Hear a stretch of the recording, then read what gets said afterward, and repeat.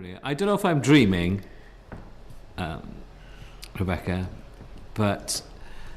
No, I am real. Sorry. But your father was a photographer in the army. Yeah, he did a little bit in the army, you know, like press releases and things like that. And he took a lot of portraiture of me and my mother. So that's where I get it from. Did it have seriously, did it have an influence on you, do you think? I think so, yeah, because that's all I can remember, really. Like, that's how I know how to pose as well. I do a lot of self-portraits. So, I think it comes from that. Like, you know, always playing around with the camera as a child and things like that. So I think so. So he let you play around with a camera? Not his camera. I'd have my own, like a Polaroid and things like that. That was my first camera. Okay. So what sort of Polaroid shots did you take? I can't really remember. It's just random snapping. Dolls, you know. I suppose I was constructing back then. Just random shots of my dad and my mother, basically, and my cats. So I haven't changed, really. You do a lot of self-portraits, and they're very nice self-portraits. Why so many, though? I feel it's like it can act as like a development for when you actually do the real thing with the real person. So like you can practice the lighting, the way you posed, the hair and things like that. If you might bounce off the hair, reflectors. Just think it's a good way of learning on yourself, taking it to other people. Lighting wise, I mean, is it hit or miss, or do you set lights, then look at yourself, then look at the camera? How do you work it? I usually use my bedroom wall as a backdrop because it's solid white. I have got muslin sheets and things like that, but I prefer a solid wall. And then I'll just place one softbox, I guess to the left or the right, I can't remember which side. And I'll put so there's like a line going on the face, and I'll just do it that way then, and I'll put it on a tripod and be a clicker, and I'll just keep going until I find the right one. So it'll be about 10 shots I usually take. And have you used that sort of technique photographing other people? Yeah, when I do other people, I feel like it's more room for experimentation, because when you are photographing yourself, it can be hard because you're trying to do this, you're trying to sort the light out, and sometimes I juggle a reflector. But when I work with other people, I get more experimental with lighting. I jump like low and high key light. When I do myself mainly, it's just can just be a bit boring. It's just like a proof before you do the real thing with other people then. And have you always used lights, or is it do you use mixture of light, natural lighting? Which do you prefer? I used to like natural lighting, but as I've progressed more in the studio, I do actually prefer studio lights because you can control the mood and the atmosphere of a photo. I do use a bit of studio lighting now, natural lighting now and then with studio lights. So I'll knock, say, 2 lights off, use one and another studio light. Natural light, sorry. But studio lights, they're better. It's more controlling. I'm a control freak. Are you really a control freak when it comes to photography? Yes. But yeah, ask anyone. Right, so if you're working with somebody, I mean, I know you work with a band. Tell me about working with a band, because they must be... bands are notoriously difficult to work with, because you're working with more than one person for a kick-off. They're called Pretty Vicious. Yeah. They're not really difficult, to be honest. When I first started working with them, like obviously everyone's shy in front of the camera. The singer wasn't shy straight away, but as time's gone on, they're more confident in front of the camera. And no, they're quite easy, really, you know. Like, they listen to instruction and things if I want to construct it. But yeah, the singer's very creative. Like, he wants his own creative input. So he'll tell me how he wants it to be posed and how he wants it to look. The drummer's quite the same as well, really. Yeah, they're all right, to be honest. At the moment, they're fine. What kind of things do they teach you in college about lighting? Mainly traditional flash. So you'd use a trigger, you put it on your camera. You control the levels of light, different like snood heads and things like that. Constant light where, you know, just like it would act as like a cool light. But that's what they do in college. I've just been introduced to LED lights, which I think are mainly for video and stuff, and but I really like when I photographed Cerys Matthews, that was all LED. And I really liked the effect it had. It was easy to use, you know, flash can be really difficult. It takes a while to get the right meter in and all things like that. But I'm thinking of getting a LED light. And they tend to be adjustable and daylight balanced. Yes, as well. yeah. Really cool, That's what I want. I'm going more towards LED now. I think that's the future, to be honest. Flash is good, like, and obviously in a big studio and stuff, you can do so much with the light. Like I said, high and low key. But I think LED light is great because, like, if you want to shoot outside, you need extra light, power pack, and it's just easier. I don't mind flash. I do. Yeah, well, that's what I do all my portrait work with flash anyway. But LED is the way now. Once I've gone LED, I'm not going back. Take it into college now. Show off my LED. Yeah, LED is a nice way. It's so nice. They're smooth looking, and oh, I love them. Yeah, they are. Yeah, and you can diffuse them. You can do all sorts. Yeah. Add filters to them. You know, they're as you know, as useful a tool. Really, I don't particularly enjoy flash at all. No, it's hard work. It's hard work. Yeah.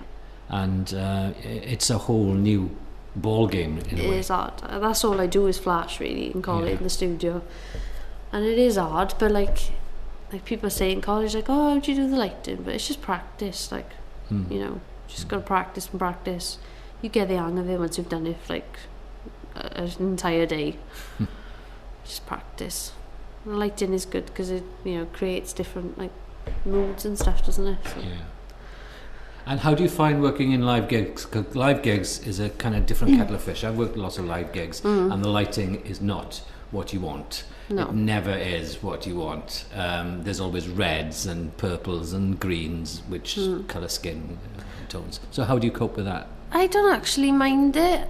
The only one I can remember which I didn't like the lighting for was I think it was in Ebervale, in the club in Ebervale. I just couldn't get what I wanted. The skin was looking like he was swollen, no blue. Yeah. But every other gig I've been to, it's been pretty good. Like the Roundhouse in Camden, amazing lighting, and the Club Ivor Bach when they played there. Yeah, they're usually all right. I try and make it work. It's all to do with lenses and things as well, so I make sure I got like a 1.4 with me. So you touch wood, it's been okay so far. Don't jinx me now. And how long have you been working with the band? I first knew about in about September last year through a friend, and then she said, oh, you know, get in touch with them. But I left it for a couple of months, so I contacted them in December, and they had their first gig. I think it was something like, God, I can't remember, I think it was the 15th of December was their first ever gig. So I contacted them about a week before, saying, oh, look who I was and things, and the manager said, yeah, come down. And I met them, really liked them straight away. They liked me. I did the gig, loved the work, and it's been going from there ever since. Okay. It's cool. It's actually developing into something a lot bigger now, isn't it? Yeah, I feel like I've developed my work from then, because when I look back at some photos, I think, oh, it's slightly out of focus, you know. And I feel like I've grown since then, like photographically, because the work I produce now, I feel looks better than what I did then. But I'll probably be saying this 6 months down the line about the work I do now, so I don't think I'll ever be happy. But, Are you never happy with your work? I'm really fussy.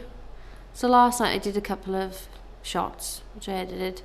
I put 2 up on Facebook, my page, but I didn't like them, so I took them down. And then I've done this one shot and I really liked it, and I put that up last night, and I was really, really proud of that because it looked amazing. It just, yeah. But some of the stuff, I take stuff down if I look back on it. You use Facebook a lot. Yeah. Why do you find Facebook attractive from a photographic point of view and as a photographer? I don't really find it like attractive because it does kill the resolution in the photograph. I'm just very lazy. So I do need to get a web page. I am in the current Squarespace, as Brian told me about. Yes. I started doing that last night, but I got really stressed out. I can't do this. But I am going to go on to more of a higher resolution now, because it does kill your images, Facebook. But it's just easier because everyone's got Facebook now, more or less, haven't they? Except for you. Yeah. But I'm an old fogey, Rebecca. No.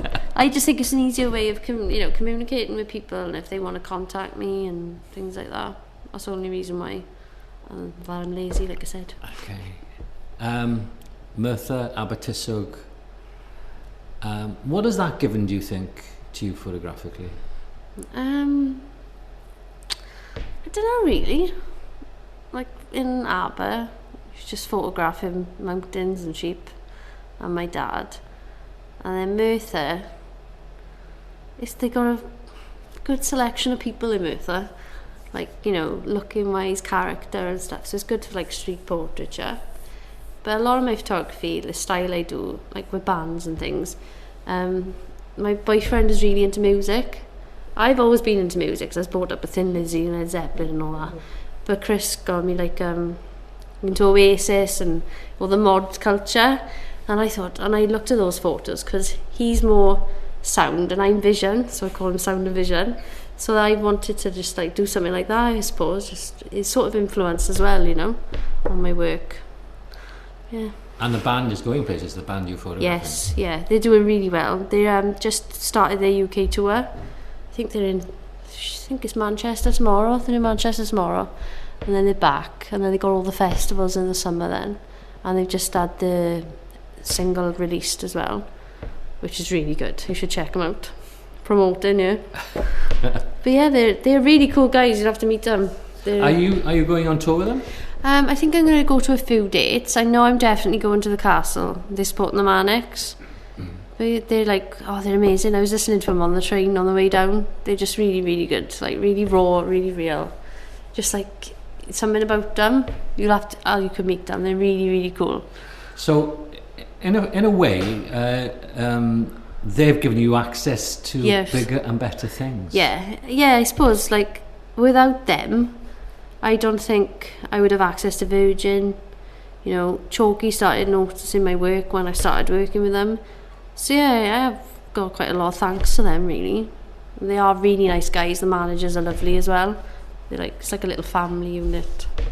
That's cool. Yeah. And that access and having that ability to be with people when they're not actually performing as well is building up quite a big portfolio, I would imagine. Yeah, I've got thousands of pictures. They haven't seen all of them yet. So there's thousands of them, like just doing normal things. Like I took one of the bassist he was like drinking tea, but it was like a really good image. It was just normal, and because he's quite hyper as well, so he's like having a quiet moment. I photograph him quite a lot because he's quite hyper and fun and stuff, and when he's just having these solemn few moments, it's good to capture, because I know their personalities and stuff now. Like you can see them coming out in the photos as well, because I know the stories, what's going on. Yeah. Are you keeping a diary of that? No, I have been told to do that. Yeah, just to what happened when, but no, I haven't done that. No, but I think there's a writer with us as well. His name's Anthony Griffiths, and I think he's doing a lot of the written stuff as well, because we'll combine together then and do like a book maybe in the future, I think. So I think he's doing all that. He's a really good writer. Tell me. The one difficult thing, the lead singer is always easy to photograph. The lead guitarist is generally easy to photograph. Bassists are generally easy to photograph. Drummers, when they're performing, is really difficult to photograph, I find. Do you have any tips for me, Rebecca? He's really cool to photograph, Elliot is. I don't know really, I don't know. I just sort of stand there for about 5 minutes until I get the best shot, because he's great to photograph. His facial expressions as well. I did one like a slow shutter speed of the stick. I don't know really. I just sort of stand there like that. But I guess because you know them and you know the way the songs work, and that must be helpful as well photographically. Yeah, you know when like things are gonna like change up tempo, down tempo. But yeah, you can get when the singer, because Brad's really like. He's like really rock and roll. You can see in his face and stuff. Like I got one when he was in Club Ivor Bach, and he was just like, he turned, he did, and it was a really good image. He was just looking. But yeah, I don't know.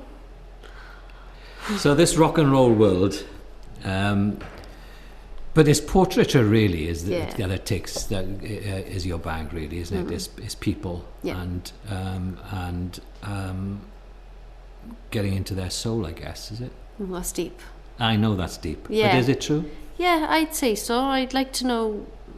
You can tell a lot by someone's face, like character, and that's what I like about photographing people. because you can just see a glimpse of their history, glimpse of their past, you know, with the future maybe. Yeah, I just like that. Like with babies, like you look in their eyes and you think, oh, I wonder how much they're going to develop and change. That's what I like about it. I love all faces.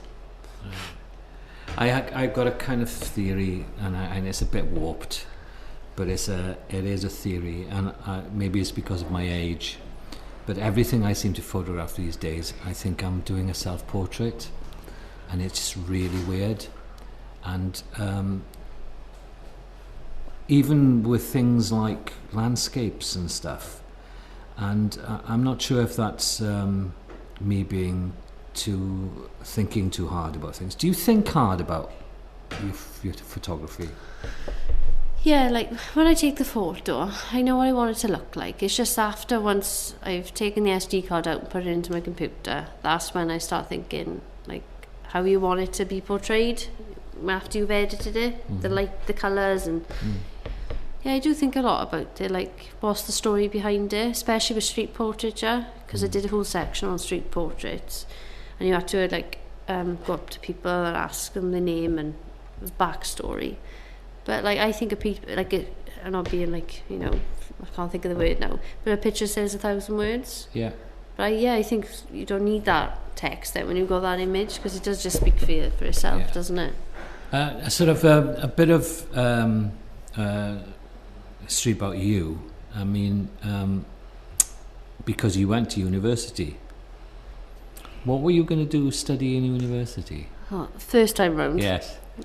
Social sciences. I thought I might want to be a social worker, but I was 18 and my parents said, oh, don't rush into it, and I did. I just wanted to move out and be with all my friends, and I dropped out the second year then, but I wish I didn't do that.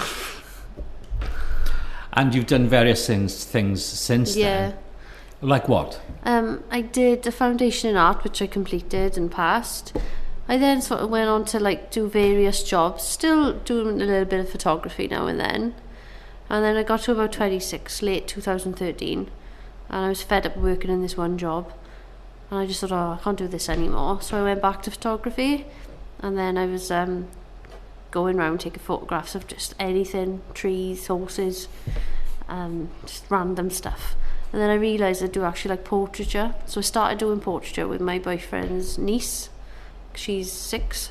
And then I thought, oh, I quite like this. So I've gone on to adults and stuff then. And then I had my interview for the photography course in the January 2014. So that whole year, it was just a year of like practicing and developing. But I forgot the question now, sorry. No. I mean, the thing is, basically you kind of self-taught then. Yeah, I would say that, because college is good, but I think a lot of it is your own, like you want to do it and want to learn and develop, because college will teach you the basics, but I go beyond that. I'm always pushing myself. I'm quite a bit of a stress head as well. I like things to be, if I want it to look like something, I will get it to look like that. If it takes me like a week or 2 weeks to learn that, I will do it. And I think that's how everyone should be, really, if you want to do photography. Right. And any specific influences on the way you work, or people you admire as photographers? Chalkie Davies. Martin Parr, because I quite like how he like captures like everyday life, like the one photo story he did about England. Yes. You know, I like that because it's almost as if he's like poking fun at tradition. You know, saying how like mundane and boring we can be. You know, like the salt. There's one image of salt and pepper. I quite like that. I found that quite funny because a lot of people do like that on their food, don't they? Annie Leibovitz, I think she's really good, especially like the Rolling Stone stuff. Kevin Cummins, early Oasis. Don McCullin, just because I would never be able to do that, so I respect him for doing that. He's actually gone on to do landscapes now. Has he really? Yeah, well, it's a change. There's a difference. Yeah, massive difference. But cool. he went back to Syria for a week, I think, and then just to see. And then came back, and I think he just takes. I think probably if you've worked at that kind of edge of danger, really, that landscapes are easy. Yeah. So when you work, I'm intrigued by the way you work with a band, for example. Do you take? I mean, are you because you know them so well now? Do you are your shoots with them now managed? Do you shoot a lot, or is it kind of? Have you got it all? Because you're saying you're a control freak when it comes to photography. Do you have it all mapped out in your head before you do a shoot with them? I think it's a bit different with the band though. I sort of, when I go along, it just sort of happens. And like I said, the singer likes to look maybe like a certain way. Like we did something with a mirror, and he looked in the mirror and he said, "Oh, just take it like this, it'll look cool." But she did look really cool, so I took it. But I don't know. They just always come out really good because they look great anyway. They've got the look and the personality just comes out through the pictures. When it comes to studio portraiture, it's a bit more different. But with the band, I think because they got so much personality and they are like really cool, I think it just happens with them. It just comes out and I just take a picture. And it turns out all right. Do you take a lot of photographs? I mean, in the sense that I'm finding I'm taking less photographs.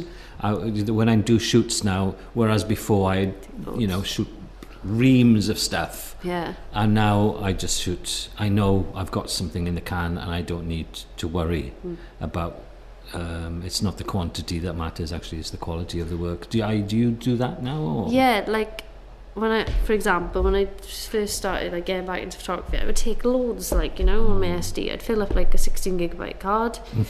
But now, over the past few months, not so much. Like, I do take a lot less now, because I know, if you get all the exposure right, you don't really need to be taking hundreds, because it just fills up your hard drive. It's unnecessary. But yeah, it's definitely less now. I think as you do progress, you learn that you don't really need all them anyway.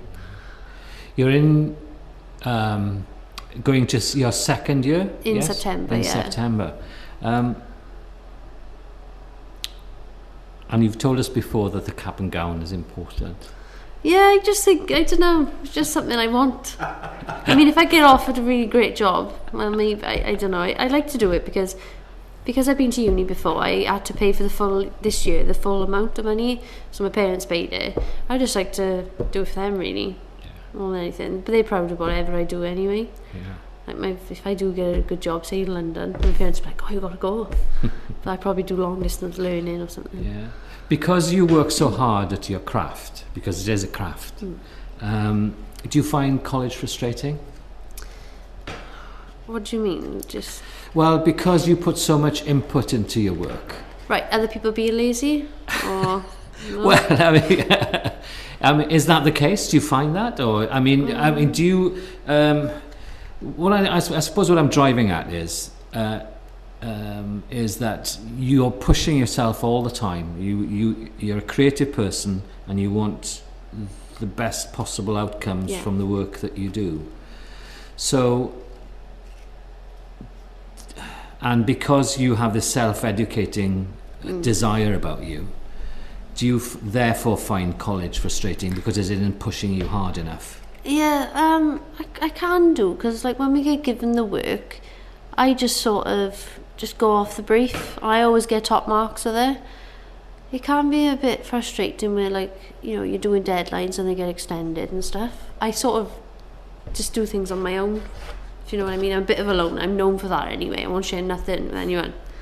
But they know what I'm like, and I think they accepted me. But yeah, and this goes back to the other theory that we were talking about the other day, is that photographers are loners. Yes, we are.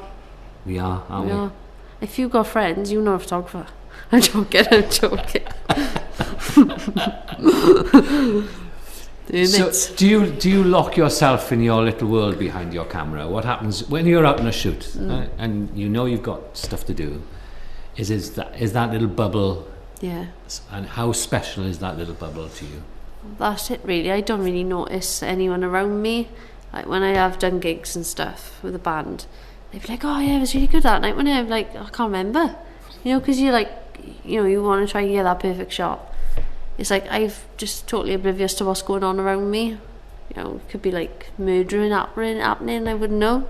It's just you're there, like in that square. Yes. And like I said the other day, when when I've been using my camera all day, I go home, put my camera away, and it's like I still got the sensor in my eyes. It's like, oh my god. But yes, you do get lost with editing as well. You know, I can just I'm quick at editing, but you know, once I'm doing it, I can't do nothing else. Like, I don't watch telly and stuff because I'd rather go home and edit. So I'm just like, you know, my boyfriend and my cats are like, hello, and I'm like, nope. Just get lost, like. Yeah.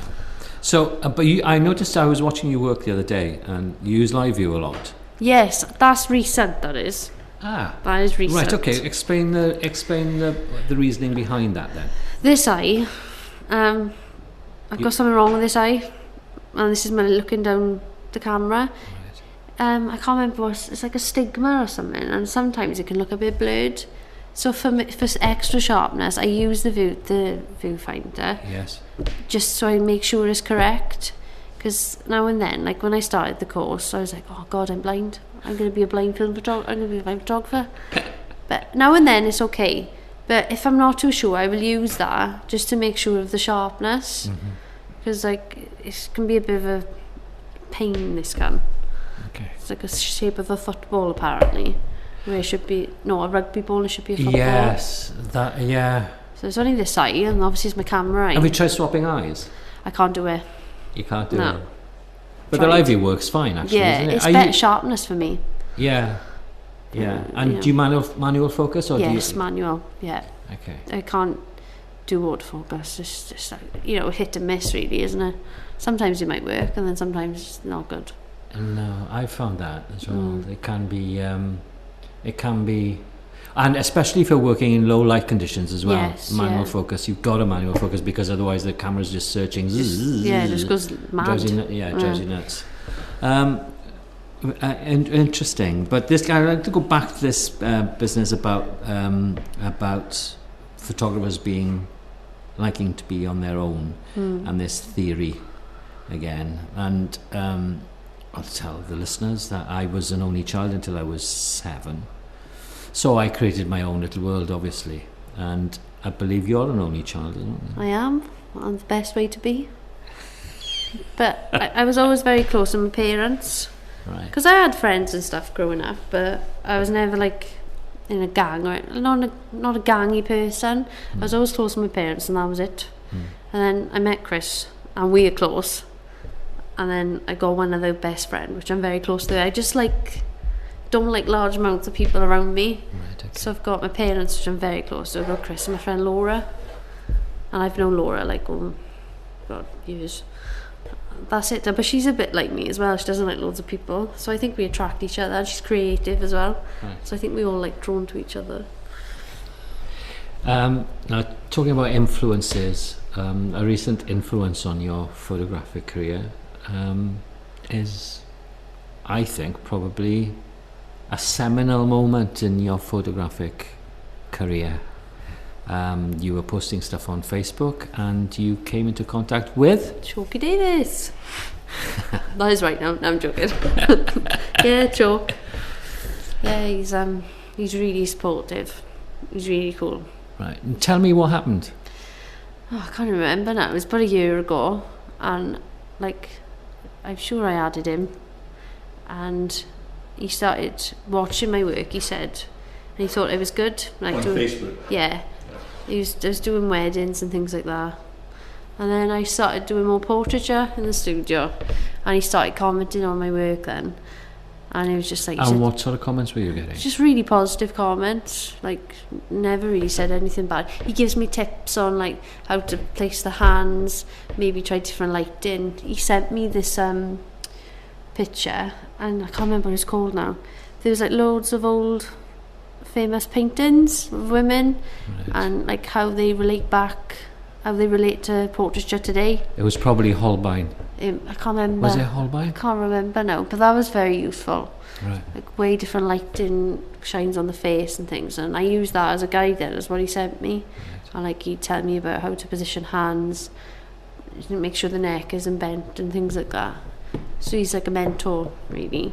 I feel like I learn more than him than I've ever learned, really, from, College? I don't want to say that. No, I've got a really supportive tutor in college. Her name's Kath. So the relationship with Chalkie developed, and he was giving you tips and things and become your mentor. And of course, Chalkie's come to Cardiff to put on an exhibition of his work. What was that first meeting like with Chalkie? I was a bit nervous, but he was fine. And then after about 2 minutes, I've been speaking to him for ages. It was fine then. Spoke on Skype and stuff. I was just very laid back. He, just telling me the importance of like getting a degree and things like that, and telling me I was good, telling me about his show, and loads of different stories and things. Then I met Catherine then, who was friends with Chalkie. So I've met some really cool people. Met you guys. And it's really cool because I don't think I would ever have had the chance to meet these people if it wasn't for like Facebook, going back to Facebook, networking. Yeah. So I am really lucky. I'm lucky, I think. Facebook, go back to Facebook. How you obviously value it, otherwise you wouldn't use it. How do you respond to, or how do you respond to people responding to your pictures? I don't really have many people comment on them. They're just liking. Now and then the odd comment. But I quite like it. It's nice to know what people think. And I put a picture of the band up the other day and someone said it was too dark, but that was the whole point. It was silhouetted. So I had to put something back to that. That's the point. She clearly hasn't got a creative eye. And it's a really cool picture. Once again, they're looking cool even though you're in shadow form. Yeah. It's just basically the four of them. They shadowed it out, with small aperture, and the shadows of them on the pavement. Yeah. It looks really cool, but get the one or two, don't know. But the band again is another important aspect. Is that because they are getting bigger as a band? I mean, you're creating a style for them in many respects, aren't you? I don't know. A photographic style. I don't know. They've got their own style, or I don't know. Am I? Well, kind of. You are, because if I photographed them, I would photograph them in probably a totally different way to the way you photograph them. But they obviously trust your style, and they like your style of shooting. Yeah. So that creates their image for them. I didn't think of it like that, to be honest. I just take pictures. I didn't think of that. Thanks. Because the band had been taken up by Virgin, I mean, and you're still involved with the band. They haven't ditched you or anything. No. That's what I get paranoid about. I'm terrible. And the man of the managers is always reassuring me. He's like, oh. So going back to this, that you've created their photographic style for them. There are other people going to be involved now because as they grow bigger and they tour and all that sort of stuff, and they bring out albums and what have you. So the influence you're having on them is quite big, really. How concerned are you that people are going to manipulate your style or change your style? How strong do you think you are in that area? I don't think people will manipulate my style because it's my style. No one will ever be able to do what I do. Obviously, they work with other photographers, which is cool because, it's a band, isn't it? But I'm pretty confident people will try, maybe, but they'll never do it because I've got my own stamp on it. I've got my own way of editing. It'll never happen because everyone is different. Okay. You look at Chalkie's work and you look at Kevin Cummins' work. Yeah. They're in the same sort of era. Like Kevin Cummins was more north, but they're completely different. These characters, the people who are in the pictures, they're different. Yeah. Yeah. And that's what makes the world of photography so fascinating, really, isn't it? It'd be rubbish if you're trying to be like everyone else. Yes. You've got to be your own style, otherwise what's the point? Yeah, indeed so. So how do you envisage working with an art director, for example, because maybe art directors will be involved? How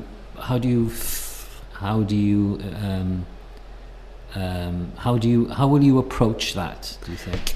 With professionalism, because they're doing a job as well, aren't they? And I would like I'm not very good at, I'm not a stylist or anything like that, so it'd be cool to work with someone like that, Yeah, I'd respect them. They're doing a job, I'd be doing a job. It's fine. Do you do a lot of black and white stuff? I used to. Yes, I did. I did do a lot, and that's all I did when Chalkie, if I started talking to Chalkie, and he's like, oh, you should try colour. And I was like, oh no. But ever since that, most of my work is in colour now. I do the odd black and white with the band because it looks cool, you know, like high ISO, grainy black and white.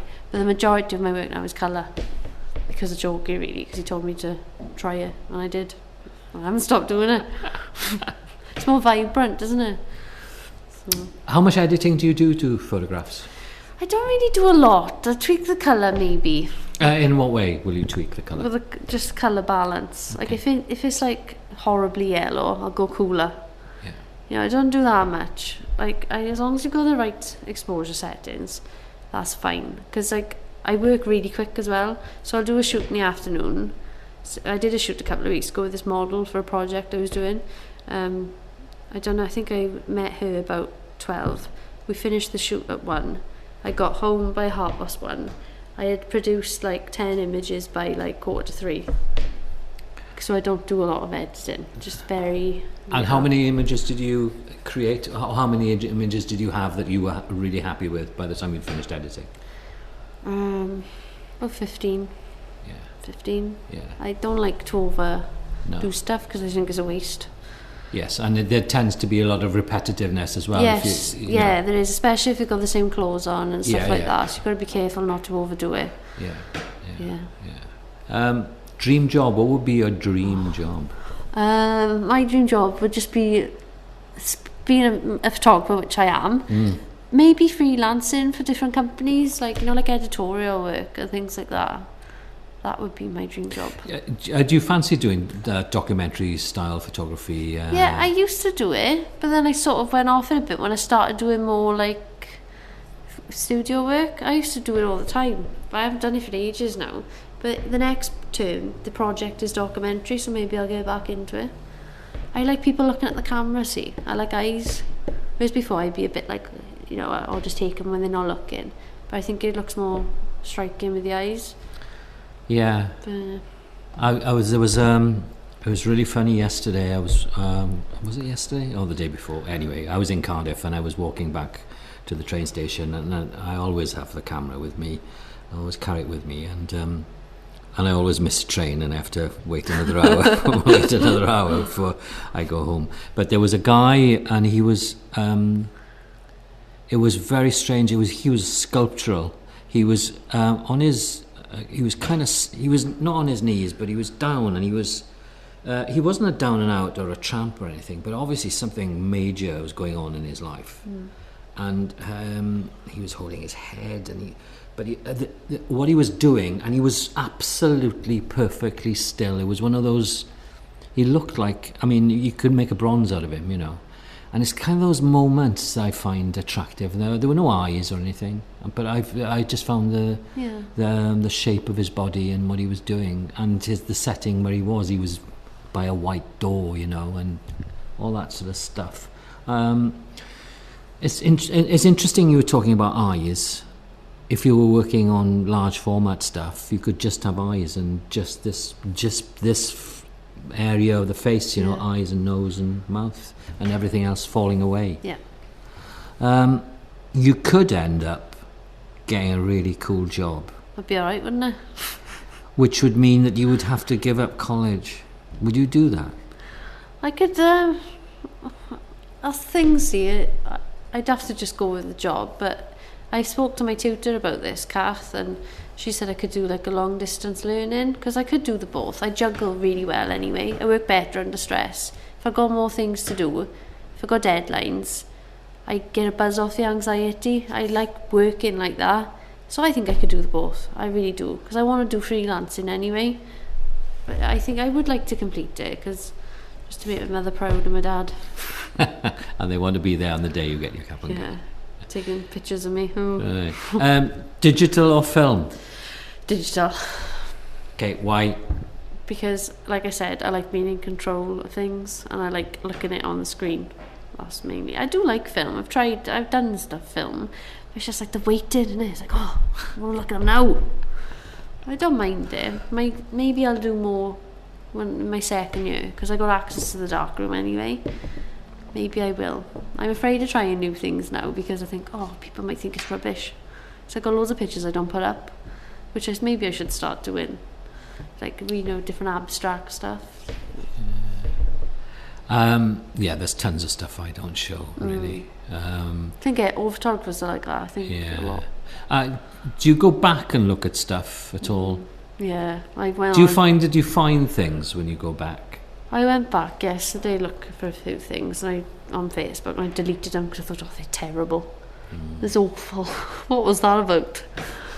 Oh, I get really like, oh, because you don't know who's looking at your page, see either. So I was like, oh, delete. Don't want these on you.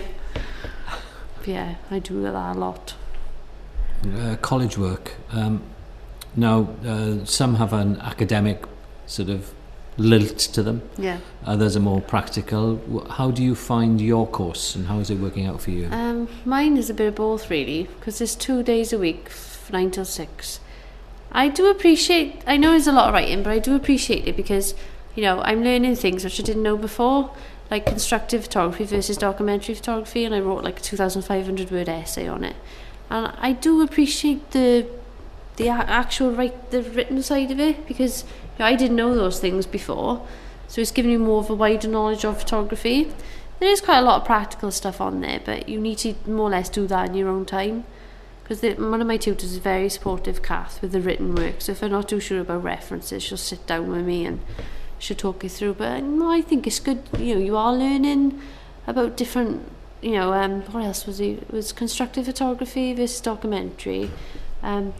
What does a photograph say, and what does it mean? Where does it originate from? And innocence and truth in a photograph. So I think it just helps you develop and understand the practical more once you've done the theory. It's like driving. Do you know what I mean? Yeah. I do appreciate it, because I didn't know.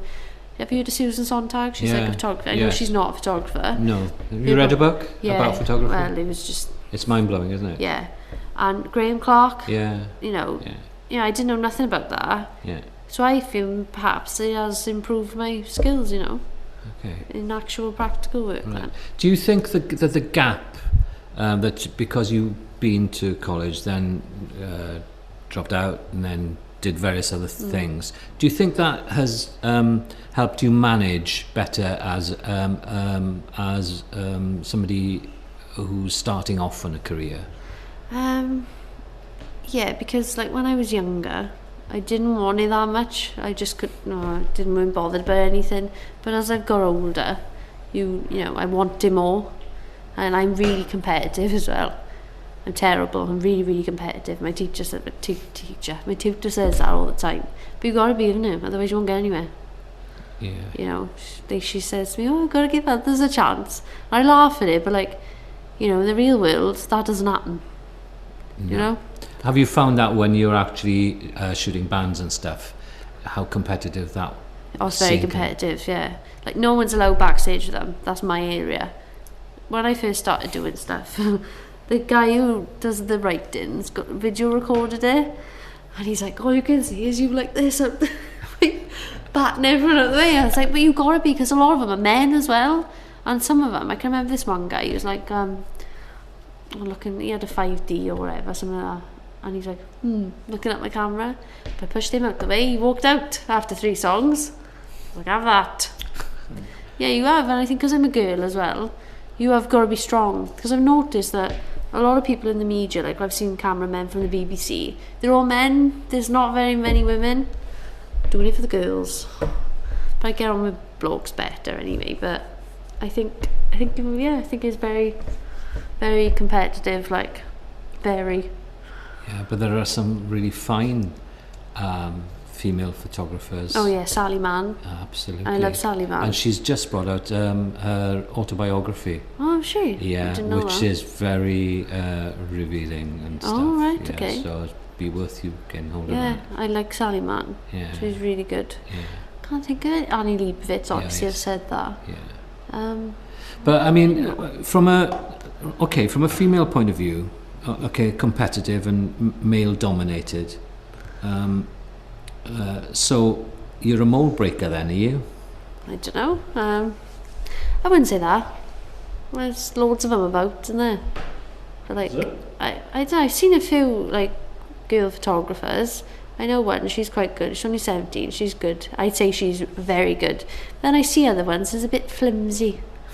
You know, you have got to be like, don't take no crap, like, do you know what I mean? Because a lot of girls can be a bit like, I'm not stereotyping anyone, but some girls can be a bit weaker, can't they? But to push through, you need to be, I'm quite cocky, I suppose. But like, and like confident, but you've got to be like that. Does your knowledge and does your talent enable you to be that cocky, because you you've got a real understanding of the medium and the way it works and what's possible and what's not possible. You understand the box. It's not a mystery to you. No. So then you can apply the other things and bouncing people out of the way because you know what you're doing. Yeah, I'm only like that in gigs with other photographers. When I'm working with people, I'm not like that at all. I'm really nice and really calm and just friendly. No way do I have an ego or attitude with anyone. It's just when there's other photographers about and they think they're, getting one over on me, it's not going to happen. But that's just the way it is, isn't it? Yes. But I'm not rude. If they like it with me, I'll be like it with them. But I'm not rude to anyone. Yeah. Would you ever want to be a press photographer? No. Not into paparazzi at all. Don't class it as photography. Okay. There's no art form in that at all. It's just making money. Okay. Oh, is that the wrong thing to say? Absolutely not. No. I just don't like them. They're invasive. Like, like rats. No. You do mean like paparazzi and stuff, don't you? Yeah, but you can. I suppose that there's the paparazzi and the people who go looking for the specials. Yeah, I don't like stuff like that. No, and that's a really weird world anyway, to want to be able to be that voyeuristic to do that sort of stuff. But no, I'm talking about PR world or just I suppose Western mail world, stuff like. Sorry, I thought you meant paparazzi. Yeah. I'm splitting it up now. Paparazzi to one side, right. Yes, they are vermin. Paparazzi, no. Press, well, to tell you something, I've got a Western mail cover on Saturday. Of Chalkie. Ooh. Stuff like that. Yeah. Paparazzi, no. But I've done bits and bobs to the Welsh papers and the valleys before anyway. As part of a charity work. That's fine. Yeah, that's fine. Just the stuff when you see them on the floor and, I don't like stuff like that at all. That's why I don't class as photography. Just think anyone can do that with an iPhone. So sorry, I got confused. No, not at all. It was my question that wasn't clear. I did the first couple of Soon festivals that happened in Cardiff. Oh yeah. And it was really funny because it's funny watching some photographers work. And there were people there with flash and stuff, which I kind of thought. I have got a flash, but I try not to use it. And right in the face of performers, which I don't like. No. But it is hard work. Doing gigs is tough. It's like a workout. How do you approach it? Have you done any festivals at all? I haven't done any festivals, but I think I'll be going to Reading this year with the band. So that'll be an eye-opener, because I haven't done any festivals yet. But you'll have backstage access, all areas. Rock and roll. Yeah, it'd be good.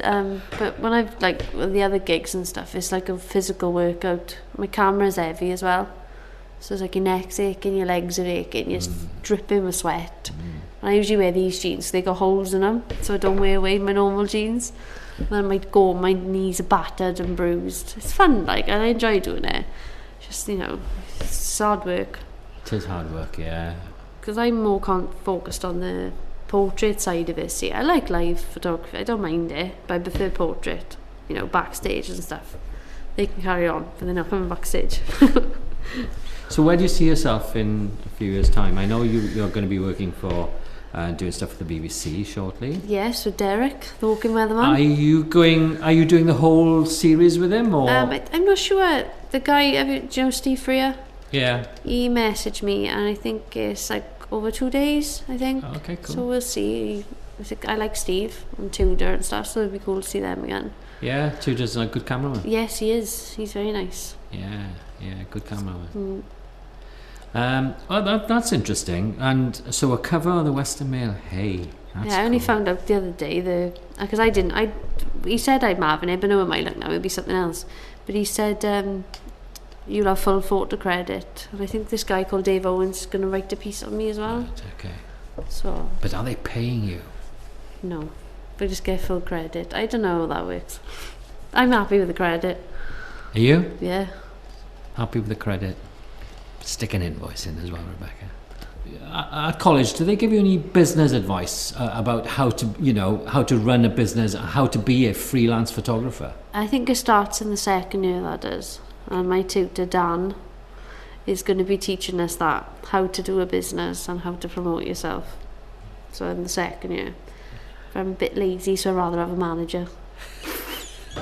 I can't be That's a dealing with all the very, paperwork. very good idea, actually. Somebody to do the admin for you. Yeah, I'd love that. My mother'd be great at that. She would. She'd be in her element. There you go, then. I should get my mother to do it. Yeah. I don't like paperwork. So I'm just designing the web page now. And I'm thinking of proper business cards. So, yeah, it's all happening. Excellent. And the other thing is that do you print much of your stuff? Yeah, in college and stuff. And my friend, actually my best friend, is just going to be taking over a printer business. So that's always handy. You know, they're relatively cheap and they're good prints as well. So that comes in really great. It's like meant to be, you know, because she's an animator, artist, but she's a graphic designer now working in the printer business. So she's going to be taking over that. So it comes in very handy. Wow. Your world's your oyster at the moment. It is, It's going to I hope it don't go down like a lead balloon. And you'll have to visit Chalkie in New York. I'll be alright if he wants me out there, I'll be going. I said that to him, like, oh, I'll come and see you. And Catherine lives in Washington. Go and see Kath as well. Great. I love New York, been there twice. It is an amazing place, isn't it? It is. And he lives in a cool part as well. So yeah, knocking on his door. Hello! I'm intrigued by mentoring, and I think it's really important that young photographers are helped on their way, and that experienced photographers pass on as much knowledge as they can. I think that's vital. What has Chalkie given you? What? Because he has vast experience as a photographer. Oh yeah. In both studio work and in the field, and photographing bands and Yeah. all that sort of stuff. Tell me what he's actually given you. Just the confidence to do, he's really supportive, and it just makes me feel a bit more like, oh yeah, I can do it, because he did it, and he's from Cardiff. I'm from Wales as well, so if he can do it, I can do it. And he's really just encouraging. It's just great. It's a bit surreal really, because he's photographing for years and years and years, like people I grew up listening to, and I like his style of work as well. Like Sid and Nancy, I went through a big punk phase when I was 17, and it's mad that he took that photo. So if someone from Cardiff, from Wales, can do it, so can I. It gives me confidence. And the backstories to the photographs are really interesting, aren't they? Yeah, especially Sid and Nancy. I never would have thought, That's an extraordinary story, and I mean, when he talks about how cool they were and how normal they were. Yeah. She was only young. She was 20 when she died, wasn't she? Or something like that. Yeah. I thought she was older than that for some reason. Yeah. Sad. Yeah. So you're looking forward to meeting the Manics? Yeah, that'd be nice, wouldn't it? I love the Manics. I met Nicky Wire once in Cardiff when I was 18, hence the leopard print. Massive Manics fan. And I was like, oh my god, and I had this little bit of scrap paper, and he signed it for me.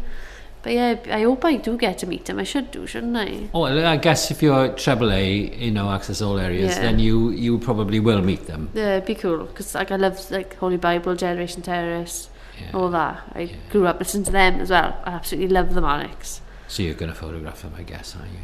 I don't know if you get half an opportunity. I'd like to have a portrait of one or two of them, you know. Yeah, I did LAN, because you know I work in LAN and I've been doing it for 9 years, I guess. So I've met a lot of people who've sort of and old ex-punks, you know, and that's interesting as well. But I photographed Nicky Wire, and he did take his shades off for me. Did he? He did. Which was really nice, you know, and you get that kind of rapport with people, and people feel comfortable, and you just took them off, and I took a shot, and he wasn't fazed. He wanted me to take a photograph, actually, because everywhere else he's got his glasses on. He's cool, Nicky. He is a cool guy, isn't he? Shame about Richie. Rest in peace, Rich. 20 years. Big Manix fan back in the day. Yeah. It's a rare thing, you know. I'm thinking when I was growing up, you know, bands in Wales was kind of, they never came to Wales. No. Big bands never came to Wales. The Beatles came to Abergavenny as well, and they went to Abergavenny. But you know, the only band I remember seeing was I saw Pink Floyd in the Afon Lido in Aberafan, and that was about it. That's mad, isn't it? It is mad, you know. And even in the early 70s, you know, when I was, and I guess, you know, that's why Chalkie went to London, because that's where it was all happening. And you've got to go to places where it's happening. Yeah, it's true. A lot of bands still don't come to Wales, though. Like, they might come here like once, and then 3 years later, it's not continuous, like, you know. So, and, you know, when you think about the band scene in Wales, okay, you've got the Manics and the Stereophonics and those types of bands. Super Furries. I've only photographed them once, and they did, just before they split, or stopped gigging, really. Oh, right. That was interesting. But I photographed Griff quite a lot. Yeah. He's an interesting character to photograph. Yeah, he does look cool. Yeah. Any ambitions? Is there a particular band that you think, oh God, I'd really like to do that? Kasabian. Really? Kasabian, yeah. My like Stone Roses, but back in the day, you know, like Oasis back in the day. But modern day, really, Kasabian are my favourite of this generation. Right. Yeah, I think Kasabian. Be cool. I love Tom and Serge. I do like them. I've got loads of different, like, most of my music taste is quite like quite old, really. Like, you know, Small Faces, you know, Specials, the Kinks, Beatles. Right. So all that sort of stuff. If I could go back in time, it'd be great. Right. The only story I have about the Small Faces was they did come to Bangor. Oh, right. Right, but they were kind of, it wasn't the original Small Faces. They were, they were bits of it were still there. Yeah. But, and they came to a hall which overlooked the Menai estuary, and they had to tape up the windows. Yeah. And because they had those huge stacks of you know, behind them and stuff, and the windows were moving. They were literally moving in and out, and they had complaints from Beaumaris, which was directly across the water, about the noise. And I was deaf for a week. Oh God. It was that loud. I'm surprised your hearing recovered, because when I saw... Do you, that's something, do you wear plugs when you... I do now. My hearing's a bit like, do you know, I'm in the museum, I don't know if it's just because it's echoey, but I can't hear in there properly, because I've like been to loud gigs. I've always gone to gigs and stuff, but when I started doing the band, I realised how important it was to wear... Yeah, because you're really close to the, you know, the PA systems. Because it was like, I didn't really notice, and then after like, I think it was the second night of the first lot of gigs, I was just like, oh, I need earplugs. So when we went to Maida Vale, studio in Maida Vale, they had a jar of earplugs. I was like, have them. Just nicked a load of them. And ever since that, I've worn them because my ears... So you photographed them in Maida Vale? I did, yes. Ooh. It was a very cool studio. Very cool. The Beatles like recorded there back in the day. Yeah. I think it's being knocked down next year. Is it? I think so, yeah. Something like that. Something's happening. Right. Yeah, I've been to quite a few places with them. Rockfield. I did Rockfield. Yeah, it's cool. I'd love to live there. One day I will. I remember there was a Welsh band, and they were a Welsh-speaking band, and they were recording. And in those days, because they couldn't afford it, they would record late at night. Oh, right. So they would record all night. And I remember going down in a van, as you did in those days, in the back of a van, sitting on whatever was comfortable in the back of the van, and we arrived at Rockfield. Extraordinary place, isn't it? Yeah, it's lovely. It's just taken aback. It's just so beautiful. It's just so peaceful as well. Yeah. But when I took the boys to the local supermarket from Rockfield, and I was pulling out, and it's quite a narrow road, isn't it? So I had the four of them in the car, and I was pulling out this road, and I was like in the middle of the road, and this woman went mental on me. I was like, what? And the boy's like, you're in the middle of the road. So I nearly killed Pretty Vicious with my driving. That wouldn't have been good, would it? I was just like, oh. They're like, you're in the middle of the road. I was like, oh. But I realised. Good stuff. Excellent. Enjoyed the conversation. Marvellous. I hope you enjoyed doing it as well. Yes, I did.